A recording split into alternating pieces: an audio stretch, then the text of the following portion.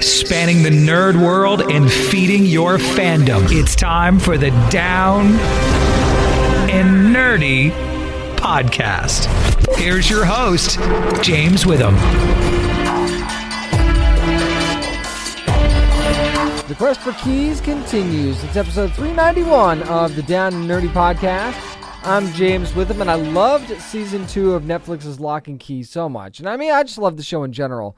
I thought, why not talk about it once again? This time, we'll talk to a member outside of the Locke family, Genevieve Kang, who plays Jackie on Locke and Key. So if you're a shipper of Tyler and Jackie, then Jackie will talk all about that relationship, about some of the big plot twists that you can expect in season 2. Gonna go spoiler free though, so if you haven't had a chance to catch up or finish season 2 of Netflix's Locke and Key, got you covered. Not gonna spoil anything for you with my interview with Genevieve Kang. Also gonna be talking to author Rick Riordan about his brand new book, Daughter of the Deep. Rick Riordan, of course, of Rick Riordan Presents, the imprint that we've had a couple of the authors on the show before, and this is now his book.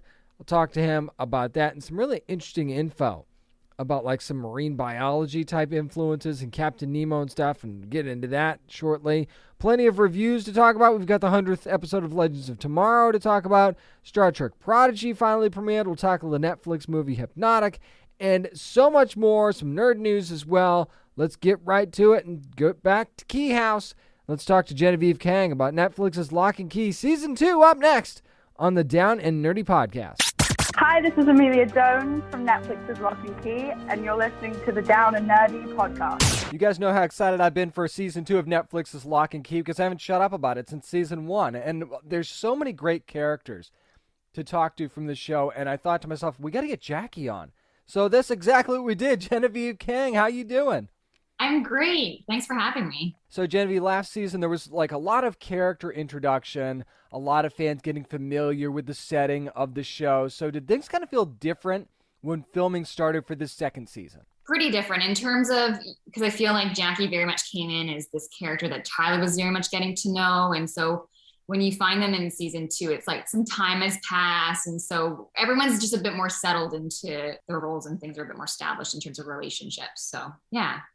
And speaking of settled, I mean, obviously the Locks, they think they've won. They think they've defeated Dodge. Everything's good now. Everybody's happy. So we're kind of seeing Jackie and Tyler in a really good place to start the season. Am I right? And what's your favorite thing about the relationship? I think what I like about the relationship, it's interesting. It's no different than when I think of relationships I've had over the years, but in terms of like, Jackie, as much as Jackie is very much somebody who wants to see the best in people, and she's so sweet and warm, she also kind of like has her way of putting Tyler in his place. And I think we see that in the first season in particular.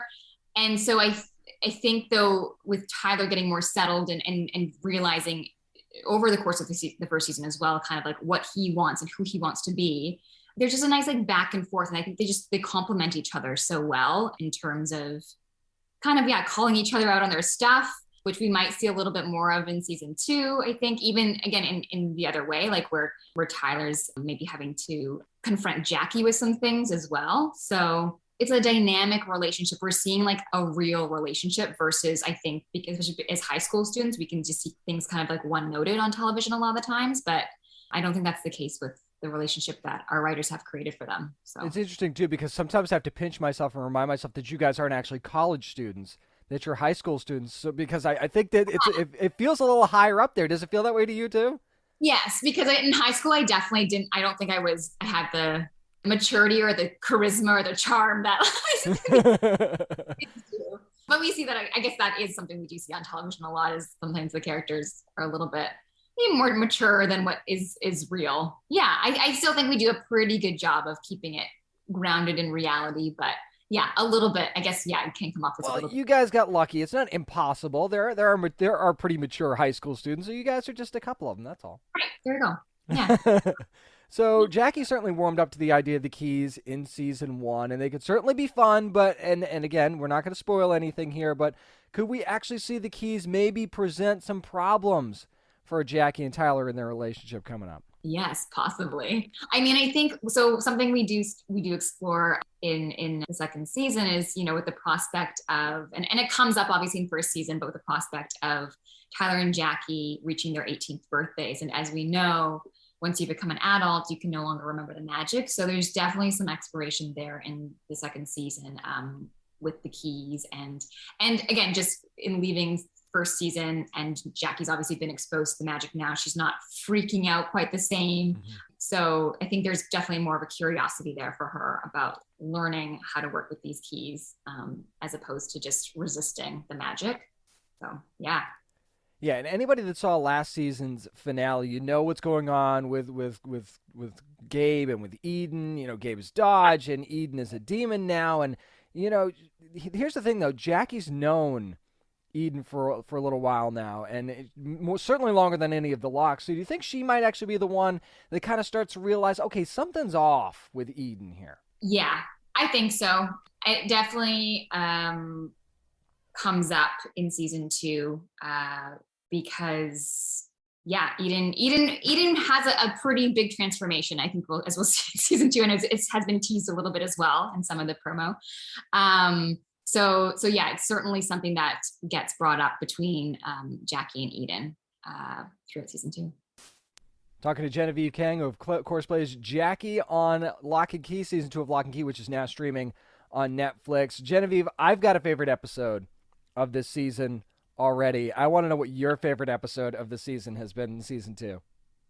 Oh my gosh. I know my favorite.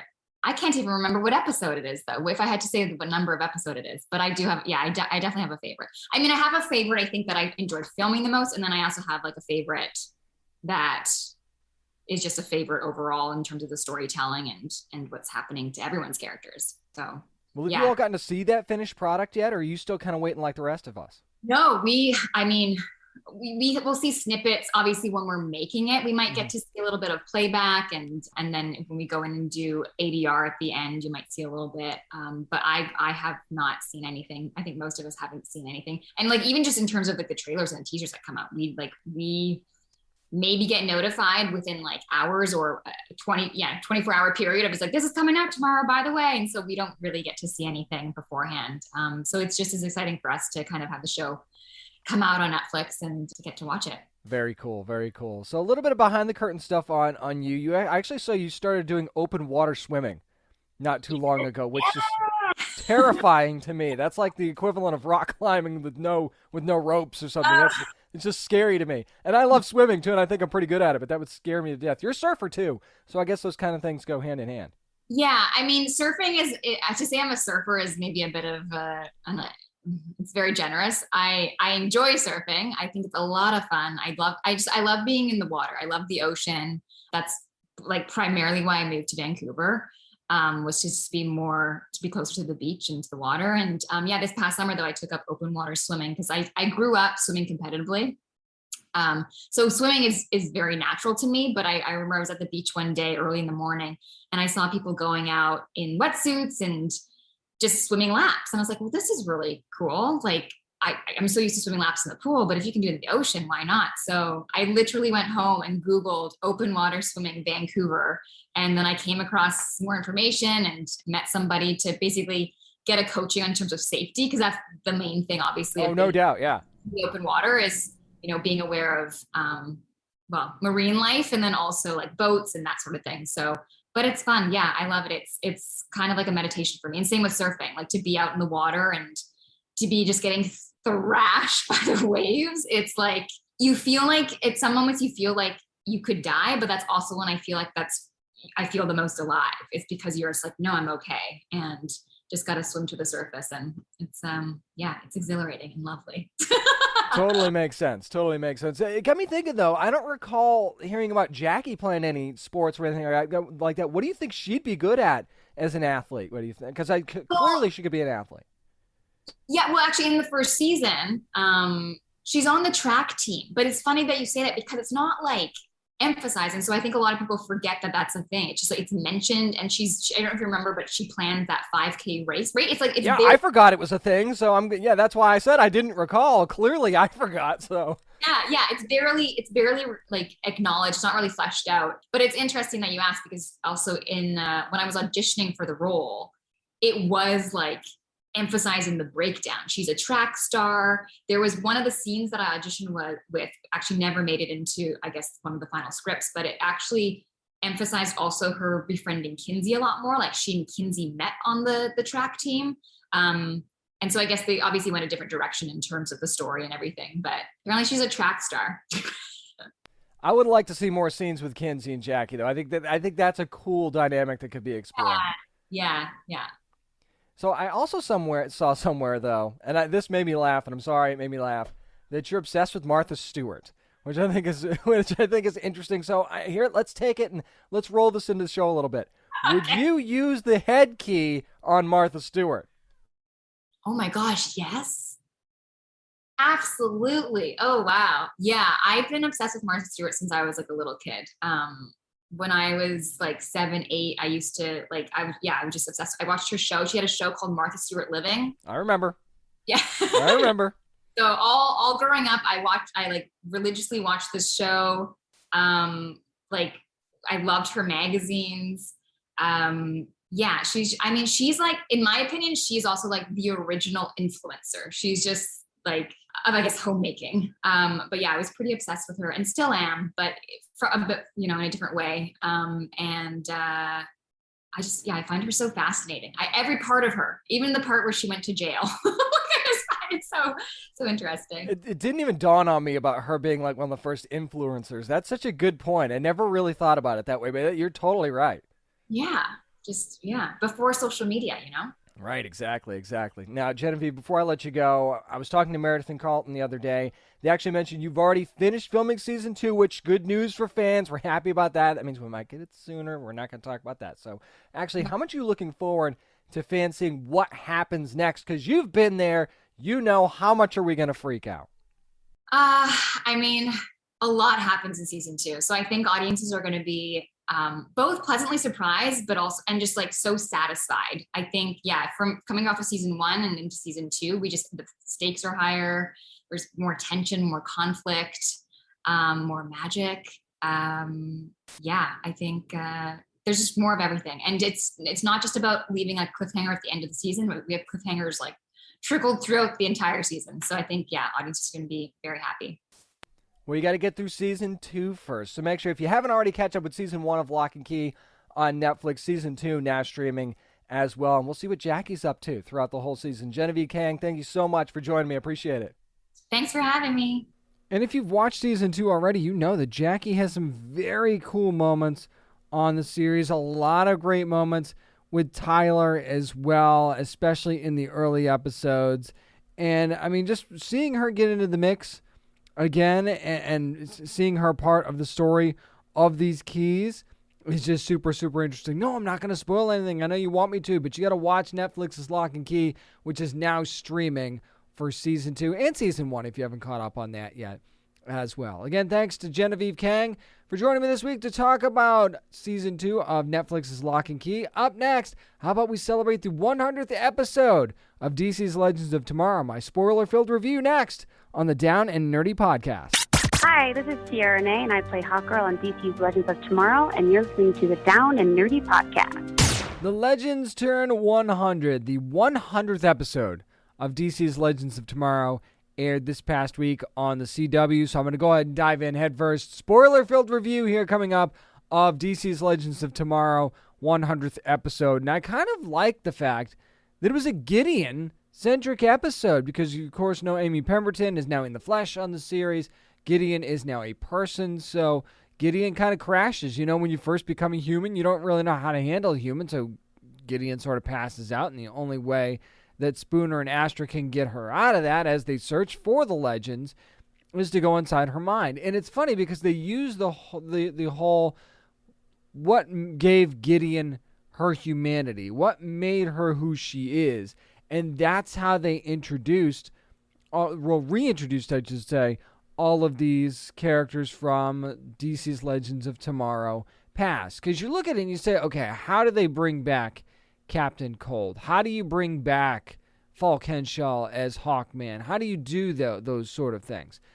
So you see all of these different memories. Oh, and by the way, having Franz Drema back as Jax was incredible. I loved the British accent that was there, that we know is his actual accent. And he's just like, well, yeah, I don't know. Maybe everything just sounds better British. This is how she decides to remember me. I love. That is such a DC's Legends of Tomorrow way to write that into the show. And I really, really loved that. Now, let's be honest. And I'm not going to go through all these different memories, but there are two things that I thought were interesting. Given what DC's Legends of Tomorrow was in its beginning and what it is now, it was almost awkward having Hawkman back and having Captain Cold back in that capacity. I loved having Wentworth Miller back as Captain Cold and Falk Henshaw back as Hawkman. I loved that because I've loved the first couple seasons of DC's Legends of Tomorrow.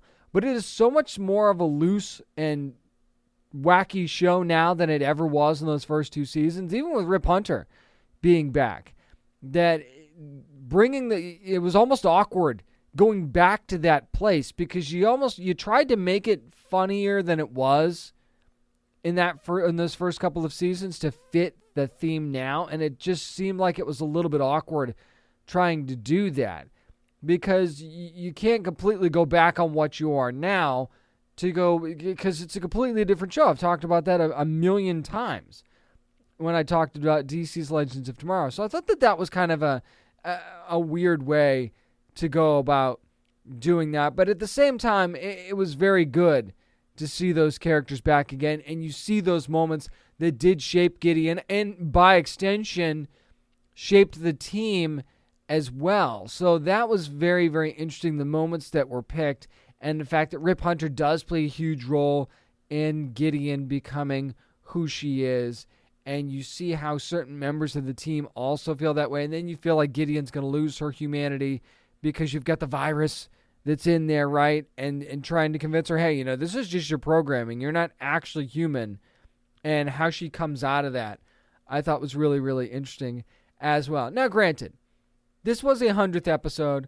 Was there some fan service in there? Absolutely. Is there anything wrong with that? Absolutely not. Because a lot of shows will go clip show in these situations, right? And I'm not saying that that's true of the Arrowverse, who, by the way, before I get into that, isn't it amazing that your Arrowverse flagship series all made it to at least 100 episodes? Isn't that nuts? Arrow has made it, The Flash, Supergirl, now DC's Legends of Tomorrow. The flagship shows all made it to at least 100 episodes, and that is incredible and certainly speaks to the success of DC TV. But I want to get back to the whole fan service thing for a second. There's nothing wrong with that because they found a way to make it work within the story. Like having the Bebo doll be a distraction at a certain point, right? Because you have to have Bebo back into the mix. They made it work within the story.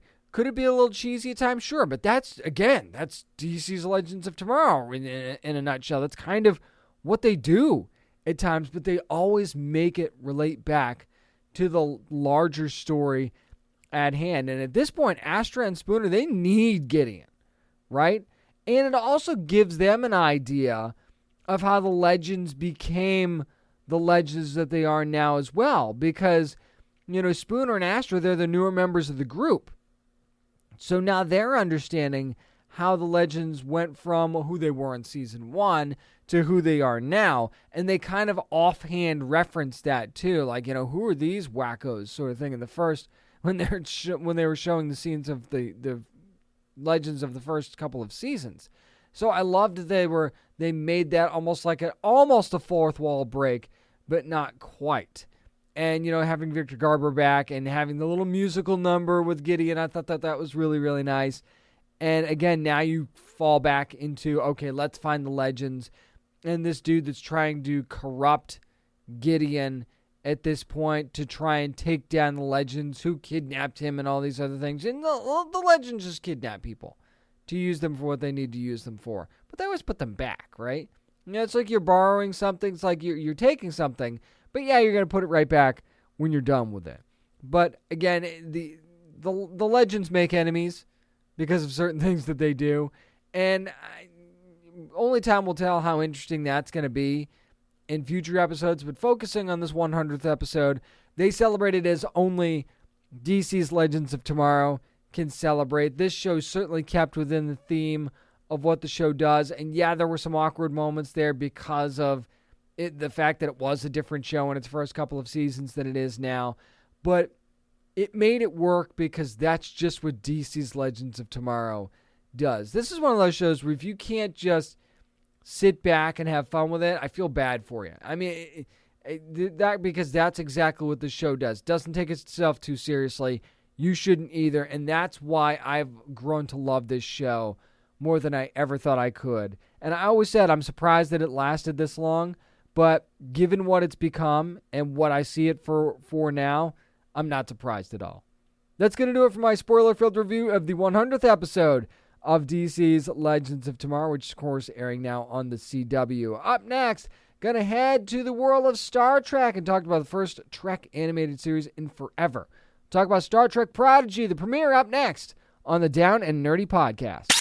Hi, this is writer Mike Johnson, and you are listening to the Down and Nerdy Podcast. Time to search for a better future in the first Star Wars animated series in decades. Star Trek Prodigy premiered on Paramount Plus this week. I'm going to throw some spoilers into this review because I feel like it's important to be able to talk about what's going on. And you know the story. It's about, a group of 6 ragtag teenagers who are basically looking to explore the galaxy and search for a better future for themselves and find, a place for themselves to be in this world, for lack of a better way of putting it. So, not a completely unfamiliar theme, and certainly not an unfamiliar feeling to some of these characters from what I saw in the first episode. What I didn't expect, though, was that it was kind of dark for an animated series.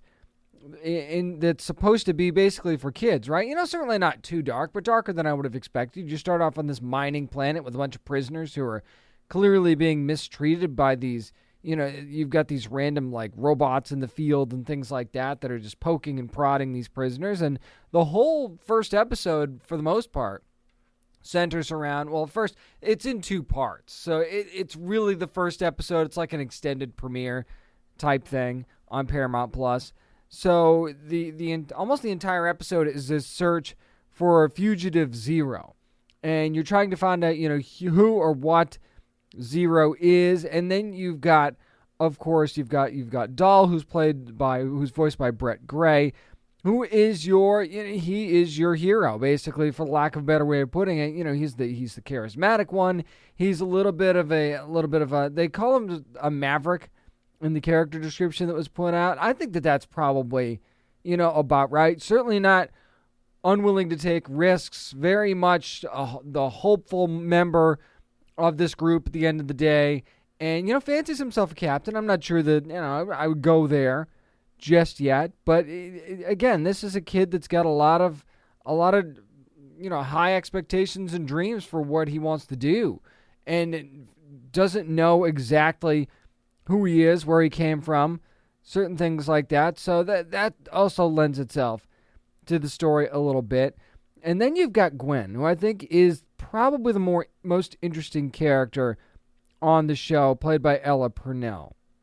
And you see that she's, on her dad's mining planet. She sort of has a nice place in the hierarchy there, but she also gets put in her place by her dad a couple of times in this show. Dad does seem to have a soft spot for his daughter, which is also very, very interesting. But clearly, she wants more. She's got her eyes to the stars sort of thing. So when she's presented the opportunity, and I use that term very loosely, presented the opportunity to sort of join this group, she sort of does it, even if it's reluctantly. So at the end of this episode. But the heavy in this episode, really, it's not necessarily her dad. It's Dreadnought, who is played by Jimmy Simpson. And that is your basic, overlord, torturer sort of thing, right? And Gwen's actually trying to save Dahl from Dreadnought in this episode because they think he knows where Zero is. Of course, he doesn't, and all these other things. So it was just a very interesting dynamic between these characters, and then you start to meet different members of the crew along the way before they end up finding the Starfleet ship and heading off. Now, what's really interesting is that nobody speaks English until they find the Starfleet translator, which I thought was a really, really fun way to get things started. But the dynamic of the group is an interesting one. It's certainly a fun group. I could see where especially younger viewers would attach themselves to some of these characters. And then you've got, of course, the great D. Bradley Baker, who's voicing Murph, who's just basically the Blob. That's D. Bradley Baker's wheelhouse right there. Just these random weird characters that make, the most interesting of sounds and presentations and things like that. So I do love that character. Although here's the thing that I'm a little bit concerned about. I feel like maybe this show in the beginning is giving you too many mysteries. And I use the term mysteries loosely too. You're almost giving me too many things that I need to try and figure out in this show. Like even you've got the mining planet that the dad that's Gwen's dad said, if hopefully nobody ever finds out what we're really looking for, sort of thing. It's like, okay, so then there's that. And then there's the mystery of who X, Y, and Z's parents are. You've also got the exploring the unknown, the exploring the galaxy sort of thing. What was that Starfleet ship doing there, sort of thing. Of course, you've got Janeway, who appears at the end of this episode, is kind of going to be a guide in this situation. There's just a lot of things that you look at and you go, all right, so I have to figure out the answers to this. You want to make your characters interesting, but at the same time, and you want to make the story interesting too, I just almost feel like there's too much that was presented in this first episode that you're either going to need to remember in future episodes, or you're going to need to try and figure out throughout a 10-episode first season. I'm not saying you've got to have all the answers after those 10 episodes, but there's also a risk there because you don't know if you're going to get any more beyond a first season. So, all in all, I thought it was a pretty solid start for Star Trek Prodigy. I certainly think it's a good way to introduce younger viewers to a property like Star Trek. I think that this is a good gateway type show. If I'm being honest, it felt a little bit more Star Wars-y than Star Trek-y. So I don't know if that's a good thing or a bad thing. I'll let you decide on that. Maybe you totally disagree with me on that. I don't know. But I was kind of expecting it to just be a fun series and maybe be a, exploration of the week sort of things, almost like a serialized type situation. So I don't know if that's what we're really going to get. I think we'll get some of that. But I also worry that the overreaching, like who Zero really is and why is this, like you see my true form, it will make you go mad. Well, why? That's weird. What they're really looking for in this mining colony, that's also weird. There's a lot going on here, and I'm just worried that it's going to be too much. So I'm curious to see how they're going to be able to balance that throughout this first season. But all in all, not too bad of a start for Star Trek Prodigy. I wouldn't say I loved it. Certainly didn't hate it. For sure. I'm middle of the road on this one. Is certainly one I think can build as the series goes on, depending on how they manage the focus of the show. That's going to do it for my spoiler-filled review of Star Trek Prodigy from Paramount Plus, which is now streaming. Up next, how about we go a little bit spooky and talk about Hypnotic, the new Netflix movie. We'll do that next on the Down and Nerdy Podcast.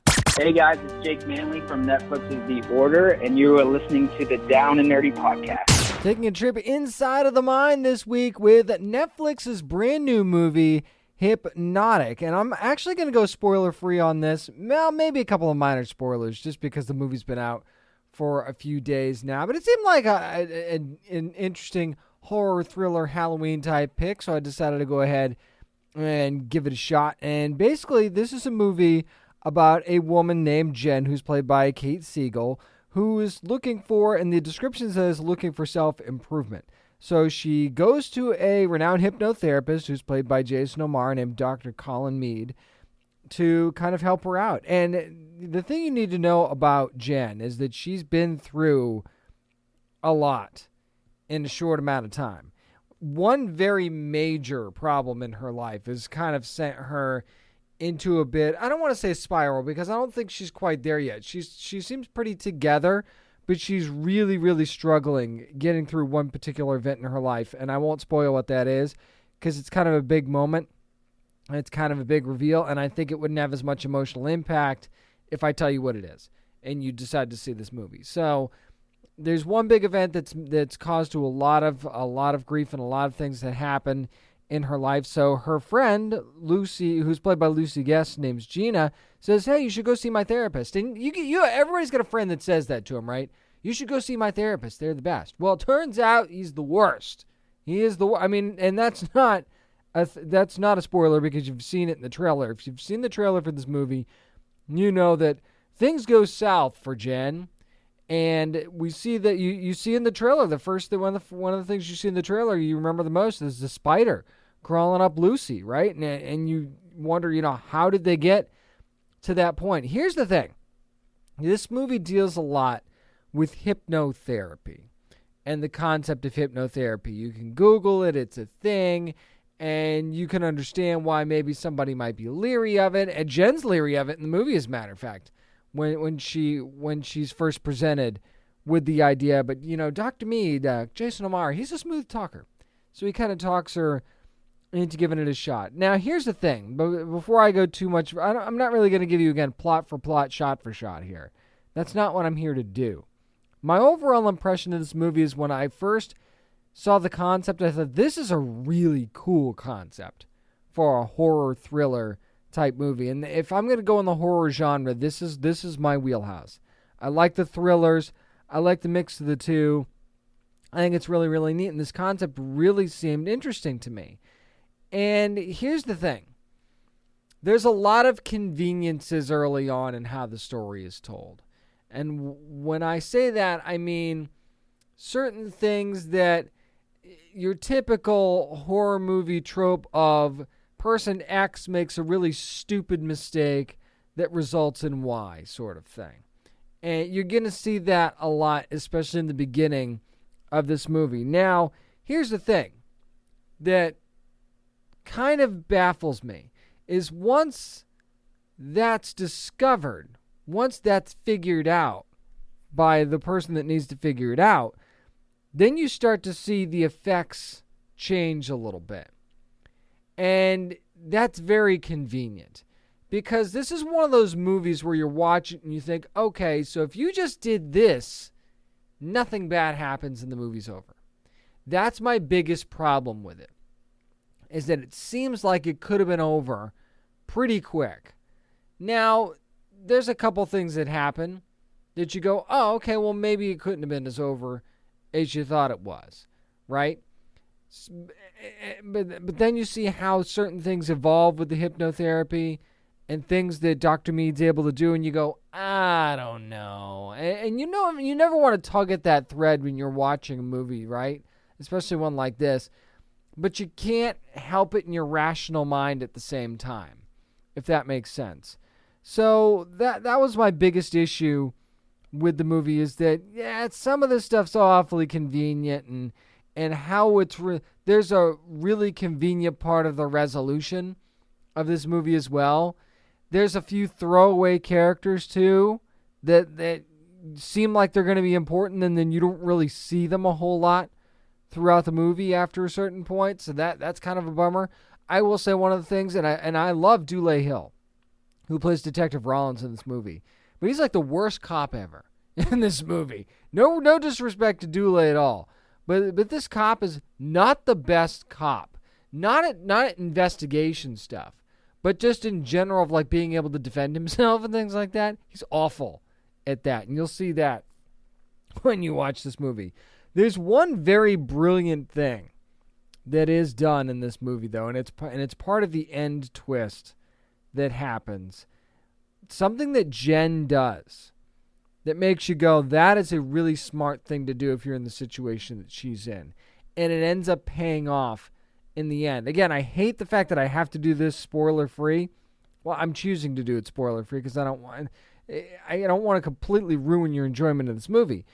But there is one really brilliant thing that she does that if she doesn't do this, who knows how this movie's going to end.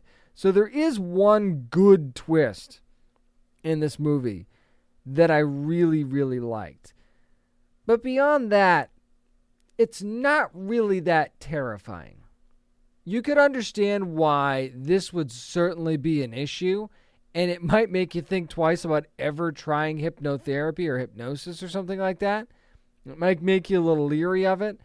But did I ever really get the sense of terror? No. You could understand why the characters in the situations that they're in would be terrified. But this movie doesn't scare you. And it wasn't intriguing enough in its plot to really keep my attention. It's one of those ones where I found myself looking at my phone while I was watching it. That's never a good sign, right? Obviously, we're so attached to our phones that you're probably going to look at it once or twice no matter how interested in something that you are. But I found myself drifting a lot during this movie. Now, it is a brisk pace. It's under 90 minutes. So you will get through this one really, really quick. And that is another mark in its favor in that it didn't need to be too long, and it wasn't. And they realized that it definitely did get right to the point. But at the same time, there were a couple of plot points that I felt like were really glossed over and pushed to the side that maybe if we'd been given a little bit more depth or maybe some flashback to go with it, it would have had a bit more of an impact when certain scenes happened in the movie. So you understand some of the choices they give, and some of the choices that are made in the beginning of the movie might not make sense to you, but they'll make sense towards the end of the movie. You'll go, oh, so that's why he's doing this to her specifically, sort of thing. Or that's why this happened. That'll happen a couple times towards the end. If you don't get it in the beginning, you'll probably get it in the end. But overall, as much as I hate to admit it, because I think it's a great cast. I thought it was well acted. I just think it's a forgettable movie, unfortunately. But again, if you're a Jason O'Mara fan, to see him in this role is really, really cool. I think that you would definitely enjoy it. And there's definitely some good acting performances. Just not a good enough movie to really justify being a Netflix favorite. So if you give Hypnotic a shot, let me know. Tweet me and let me know what you think at DownAndNerdy757. Really interested to see if you agree with some of my spoiler-free thoughts on Hypnotic from Netflix. Up next, how about this? What We're Reading is back in interview form. I'll talk to Rick Riordan about his brand new book up next on the Down and Nerdy podcast. This is writer C.S. Pacat, and you're listening to the Down and Nerdy podcast. You know the name from the Percy Jackson series and many other fascinating novels, and he's got a new book out now called Daughter of the Deep. It's Rick Riordan. Rick, how are you today? I'm doing great. You doing well? I'm doing fantastic. Now, when I was a kid, Rick, I grew up with a fascination of the deep sea. It seems like just like you did. What makes that the perfect backdrop for a story like Daughter of the Deep? Oh, the ocean is an incredible source of mystery, of power. We don't know what's down in the ocean still. 80% of it is unexplored. More people have been to the moon than have been to the bottom of the ocean. So it's a great place to talk about fantasy, to talk about science fiction. I've done that before, of course, with Percy Jackson being the son of the sea god. But the difference with Daughter of the Deep is this is based on marine science. It's based on Jules Verne and his story of Captain Nemo and the Nautilus. Absolutely. It was a great homage, too, as far as I'm concerned. How would you actually describe, let's dive into the story a bit, how would you describe Anna? What makes her such a relatable character for readers? Anna Dakar is a young woman who is just coming into high school. She is wonderful at marine sciences. That's what her school specializes in.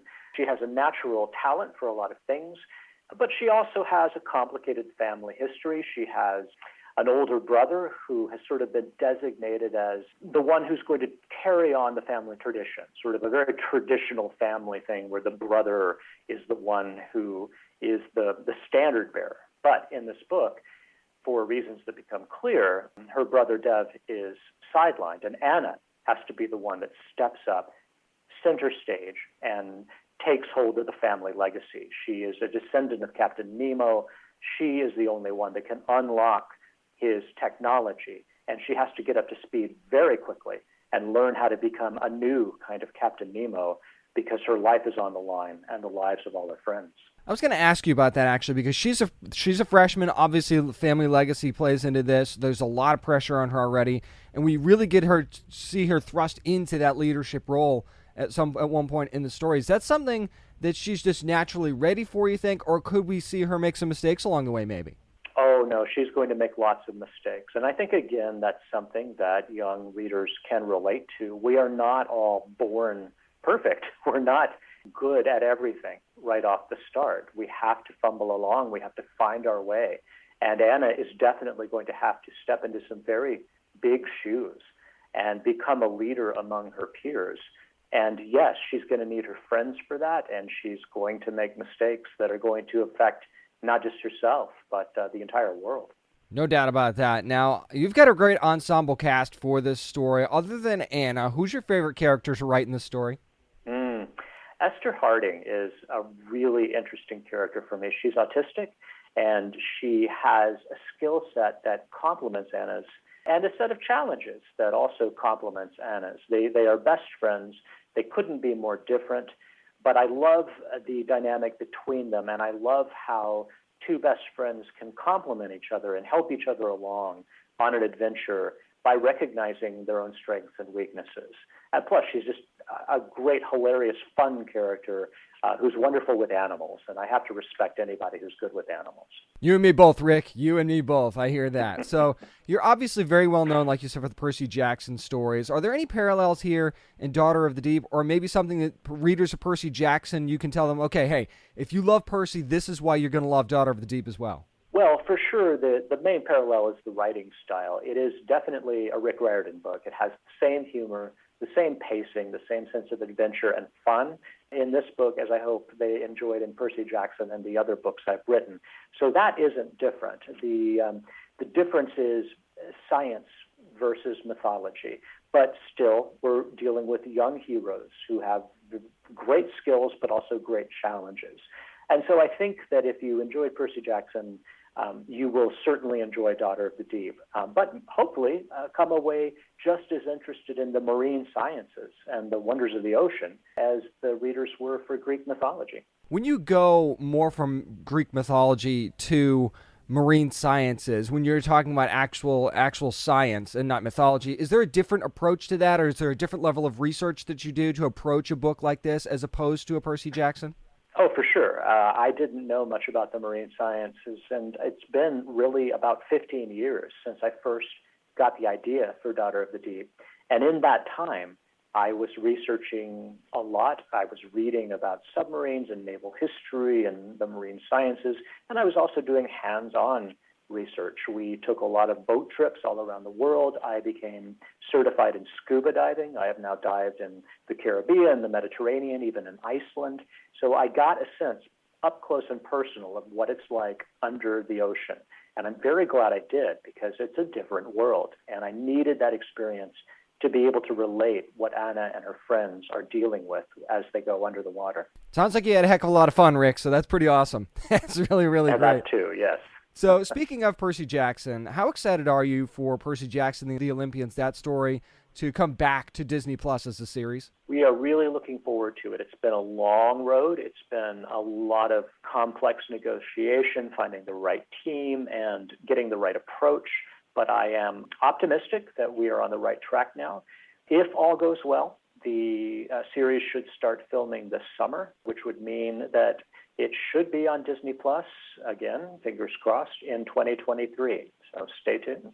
That's definitely good news, Rick. So, of course, you've written many novels yourself, but I've also spoken to quite a few authors under the Rick Riordan Presents imprint. So how do you all go about choosing which kinds of stories and even which kinds of authors that you publish under that banner? Of course, because it's got your name on it, so I know you're only going to want to pick the best. Well, that's true. It really depends on who we think has got the best pitch for a great story, who has good sample chapters, and who's covering a world mythology that maybe we haven't seen before. The inspiration for that imprint came from young readers who were asking me if I would ever write about, I don't know, Chinese mythology or West African mythologies or what have you.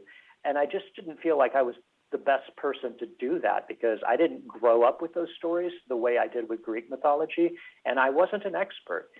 So I thought surely there are other writers out there who know this tradition from the inside, who are looking to tell great stories for young readers based on the mythologies they grew up with.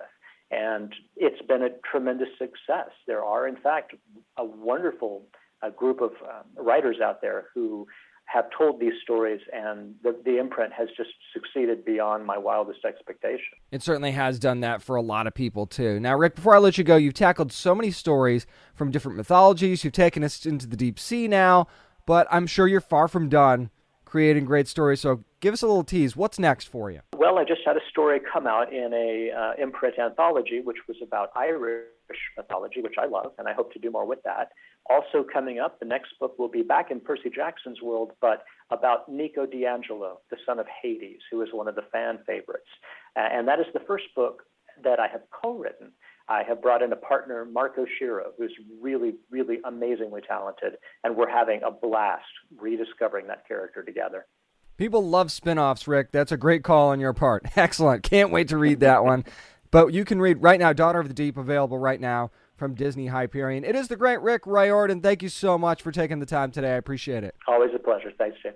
And if you're like me, you think of the deep sea and you think of all the possibilities there, story-wise, that you could tell, and then you bring a great mind and a great author like Rick Riordan into the mix, and you get Daughter of the Deep. If you have a young reader in your life you want to enjoy a novel with, this would be a great, great choice. Daughter of the Deep, now available wherever books are sold. I actually saw it in Target the other day when I was shopping, so it's available wherever books are sold right now from Rick Riordan. And again, thanks to Rick for joining me this week to talk about Daughter of the Deep and so much more. Up next, there's still nerd news to talk about, so we'll do that. I'm James Witham, and this is the Down and Nerdy Podcast.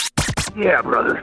This is Josh Segura, and you're listening to the Down and Nerdy Podcast. Another fan favorite is headed to Gotham. It's time for nerd news. And this reported earlier in the week from Deadline that Brendan Fraser has been cast in the upcoming Batgirl movie that is going to be on HBO Max. Of course, Leslie Grace starring as Barbara Gordon / Batgirl in the movie. Now, here's the deal. Depending on what report you look at as to who Brendan Fraser is going to play, and none of this is confirmed yet, by the way.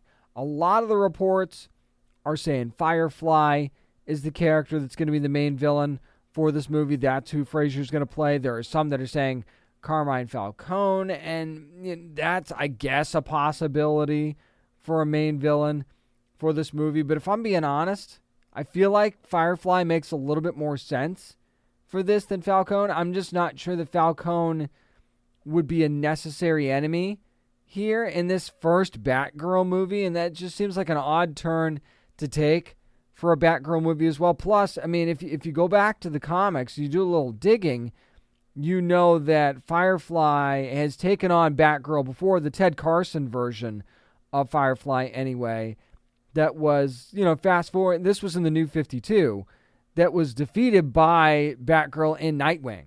So think about that for a second. And I'm not saying it's going to be the Ted Carson version. It just seems to make a little bit more sense that that's what's going to happen. It certainly makes more sense than Falcone because, I mean, think about it. A young Batgirl against Carmine Falcone. I'm not saying that Batgirl couldn't take Falcone. Quite the opposite. I feel like Batgirl would take care of business against Carmine Falcone. Plus, Batgirl against the mob, especially young Batgirl, just doesn't feel right? Like, it doesn't feel like the kind of vibe that you want to create in this first Batgirl movie, or at least I don't think you do anyway, right? I say first one. I really hope that this turns into multiple movies or a series or something like that, or her joining the DC movie universe at some point in some capacity. We know that J.K. Simmons is going to be playing Dad in this, going to be playing Commissioner Gordon, so that's cool too, right? We've also got Jacob Sapio, who is going to be in this as well. We don't know as who yet again, but I think it's interesting that we didn't find out about any of this at DC Fandom. It's almost like, was it not finalized yet or what? But again, I think Firefly is a good way to go. Because Firefly is a legit villain, too, by the way, and a cool villain. We saw the villain on the Gotham series not too long ago as well. So it's not like the fans are unfamiliar with the character or anything. So I think that would be a good way to go. I think that, Brendan Fraser could certainly handle that role as well. I just don't see Brendan Fraser as Carmine Falcone either, And I love Brendan Fraser. He could play whoever, whenever, and I'm there for it. But at the same time, him as Falcone, I don't know that that's the right way to go. And I feel like he could add something more to a character like Firefly. I mean, look at him as Robot Man on Doom Patrol. He's perfect in that role, right?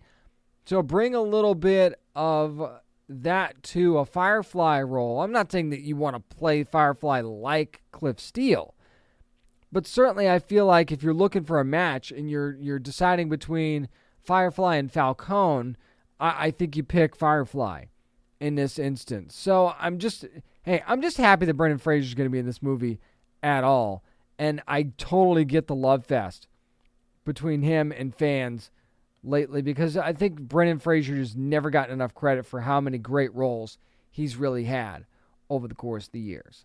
How about we dive into some trailers now? We'll start with the Cowboy Bebop trailer, which was revealed by Netflix. The first full trailer is out. November the 19th is the release date for this live-action adaptation of the much-beloved anime series. And I just want to throw this out there right now. There are some fans that are not going to even give this live-action version a chance because of the love of the anime series. And I think it's interesting that we've seen several videos released now of side-by-side shots of, well, here's what it looked like in the anime. Here's how we did it in live action. And you're making it look like you've ripped things right from the anime and put it into the live action series, which they have and which you have to do to a certain extent. But does anybody want that? Whether you're a fan of the original anime or not, do you just want a live action version of the same thing that you've already seen? I don't think you do. So I get the love for the original anime series. I really, really do. But don't you want something that's a little bit different? Don't you want something that's a little bit more or a little bit, of a different type of story than you've already seen? And by the way, there's nothing wrong with that, especially if the story is told well. And, Spike Spiegel, John Cho's character, it looks like we might get a little bit of an insight into the mystery of his origin, for lack of a better way of putting it. So that there's certainly going to be a lot of focus there, I think. But just the focus on just having fun with this thing and integrating the music, which I feel like they've done very, very well in this trailer. And just the initial team up that we're seeing in this as well, and seeing these characters sort of come together, I think is going to be really, really fun. And just how the dynamic is. I mean, just the way you see in this trailer, the dynamic between Spike and Jet Black and Faye Valentine is just really, really fun. And I think that that's something to be focused on more than anything else, really. And maybe I'm naive in that, and maybe that, but I don't think that letting your fandom of something cloud something that could be really new and could be really fun, I don't see how that's beneficial. I just think that there's going to be a ton of amazing action in this. It's got a futuristic vibe, yet feels very, like 70s at the same time in its presentation as well. And it's funky, it's weird, but it's got this cool vibe to it. And it's something that, quite frankly, I feel like could go on for a long, long time if done well. And how this dynamic's going to change now that now that this team has met each other, and they're still, not quite a team. Yeah, obviously Spike and Jet Black more of a team than when Faye comes into the mix. But how they're going to gel together and what their ultimate goal is going to be in this first season, and how that's going to shape them in future seasons, should they get them, and I think that they certainly will. I just think that this trailer shows how fun this show's going to be, and I don't think that you should not give it a chance just because of something that you loved before. Because, quite frankly, the anime is always going to be there. If you want to go back and watch that, or campaign for more episodes of the anime, then knock yourself out. But don't just completely write off this live action series just because of that. And you also have the option of not watching the live action series if you don't want to, but just keep in mind, you could be missing out on something really cool and really fun from characters that you already love in the first place. I also can't wait to see how people are going to be triggered by this Masters of the Universe Revelation Part 2 trailer. By the way, that coming back on November the 23rd to Netflix, because let's face it, no show has triggered more fans than this one over the past year. Masters of the Universe Revelation. Oh, there's not enough He-Man. Oh, there's not enough Skeletor. Oh, you're just going to make this whole thing about Teela? That's stupid. Come on. Again, this is one of those instances where it's Masters of the Universe. It's not just all about He-Man. It's not just all about Skeletor. Quite frankly, peeling the onion on characters like Evil Lyn and things like that, I thought were pretty interesting. Plus, you're finally giving me Scareglow. Can't argue with that. We see a lot of Scareglow in this trailer for Part 2, and you see that Skeletor is holding all the cards. And you remember what Kevin Smith told me in the interview that we had before the first before Part 1 even aired? He's like, Mark Hamill's going to choose scenery in this second part. So there's going to be a lot of Skeletor in Part 2 from what we're being teased. And what we're also being teased is this epic battle between He-Man and Skeletor that we're finally going to get in this second part. But here's the thing in the trailer that I think is going to trigger people. And that is that you see Adam say, the sword was just the conduit. It was, I always had the power sort of thing. I'm paraphrasing here. And you see him reach his hand up in the air, says the famous line, and then turns into Savage He-Man. Which, first of all, I have no problem with. I think that's a cool concept. But at the same time, the Sword of Power is one of the more famous swords in nerddom, is it not? And now you're saying that he never needed the sword in the first place. I do think that's going to potentially upset people. But then you also bring in the argument of, well, do you love He-Man or not? Because what's more badass than He-Man not really needing the sword? That it was always him, not the sword, that had the power, that was chosen to have said power. I think that's an interesting angle to play up. And how and why is that? Now, again, you're making Teela a little more powerful too, because you're basically making Teela a sorceress, and she seems to be the reason that Adam even comes back to life in the first place, if you tease that in the trailer. So if you were upset that Teela had a huge role in the first place, you're really going to be upset because it looks like that's going to continue into this second part. The only criticism I have of this trailer is that you kind of overused the, I'm going to hit you with my sword and I'm going to cut you, but then no, I'm going to grab your sword and it's going to be no effect. It's like a no-sell in wrestling, right? Where you try and hit somebody with the sword and they just grab it. Well, now when Skeletor smashes the Man of Arms sword, that was a cool moment. But then when Scareglow does it to King Randor's sword later on, it's like, okay, we've done this already. So why are we doing this again? So that's my only criticism of the trailer. But are we getting an Orko resurrection as well? Because that's kind of what I heard at the end of this trailer, and I'd be all about that. But again, let's just relax and see where this goes, okay? I mean, could it end up being a mess? Sure. But I actually trust Kevin Smith in this. And I know you might not because of what you saw in the first part, but I think that what he's trying to do is open the story up so much more for so many more of the characters that have always deserved it, quite frankly. So, again, let's see how this thing shakes out in a few weeks. I also want to talk about Lightyear really quickly, which is the Buzz Lightyear prequel movie, which is going to be coming from Disney next year on June 17th of 2022. And yes, Chris Evans going to be voicing Buzz Lightyear in this particular movie. And I have to say, now this is, of course, the man who inspires the toy who goes on to be in Toy Story. So I think it's interesting that you don't even hear Buzz Lightyear speak until like the end of the trailer. It's almost like they know, okay, we've changed the voice of the character. That's going to be a problem for some people. So let's just not even have him speak until almost the end of the teaser trailer. Now, do we get a whole lot here? Not necessarily. You get to see Buzz take off and, head into space for what we assume is the first time, right? Or one of the first times sort of thing. You don't really get where this movie's going to go. You don't really get fully what it's going to be about or anything like that. And, of course, you're thinking maybe there's going to be that cheesy, end credit scene about him becoming a toy sort of thing.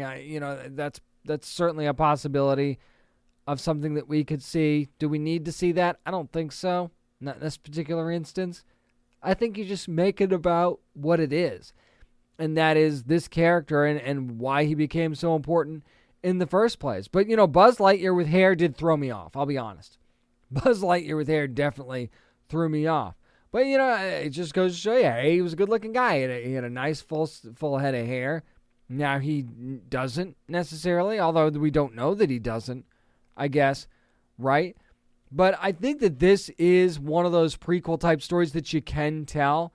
And I understand being leery of prequels, but going back and telling this story, I think will be really, really fun. And the animation style is night and day different, which I also think is really, really interesting with the updated technology and animation. So I'll be interested to see how much of a role that plays as well. Speaking of Disney, really quickly, I wanted to sneak this in here. National Treasure coming back as a Disney Plus series. And according to Deadline, they've found their lead, and it's going to be Lizette Alexis, who's going to play the role of Jess. She's a Latina, and this is right from the story, by the way, the Deadline story. A Latina who's brilliant, resourceful mind, loves a good mystery, and she has a natural talent for solving puzzles. Now, we're going to see throughout the show, she's going to uncover some stuff about her own past and her parents, and there's also a connection to a long-lost treasure. And therein lies your National Treasure story. Now, according to the press release, this is going to serve as kind of a passing of the torch to this new character of Jess from the Benjamin Gates character, who was played famously in the movie by Nick Cage. And Jerry Bruckheimer is back on board to produce this thing. It's going to be directed by John Turteltaub, and the writers are going to be Marianne and Cormac Wibberley. So, here's the deal. I'm all about bringing National Treasure back. I'm all about freshening up the story. I am all about bringing in a brand new character to pass the torch to. But again, you got to wait until you get a first trailer. The synopsis looks good to me. It seems very National Treasure-esque. How historically based this is going to be is very important to me. I don't know how important it is to you, but bringing history into this, I think, is really, really important. I think, bringing some maybe more deep cut history, I think could be a little bit of fun. History that we don't necessarily know enough about and probably should. I think would be an interesting thing to do in 2021. So maybe this will probably not be out in 2022. So I'll say that. But yeah, National Treasure is a Disney Plus series. Freaking sign me up for that 1,000,000 times over. So yes, let's do that. And this is certainly one that I'll keep my eye on, and we'll talk about again in the future. That's going to do it for this week's edition of the Down and Nerdy podcast. Again, thanks to my great guests, Genevieve Kang and Rick Riordan, for joining me this week. Always find out more about what we've got going on at downandnerdypodcast.com. Also on social media at downandnerdy757 on Twitter and Instagram, and at downandnerdy on what is right now still Facebook, maybe Meta at some point. I don't know how that's going to work out. And yeah, just keep an eye on that. The whole thing is weird. But anyway, remember, you never have to apologize for being a nerd. So let your fan flag fly and be good to your fellow nerds.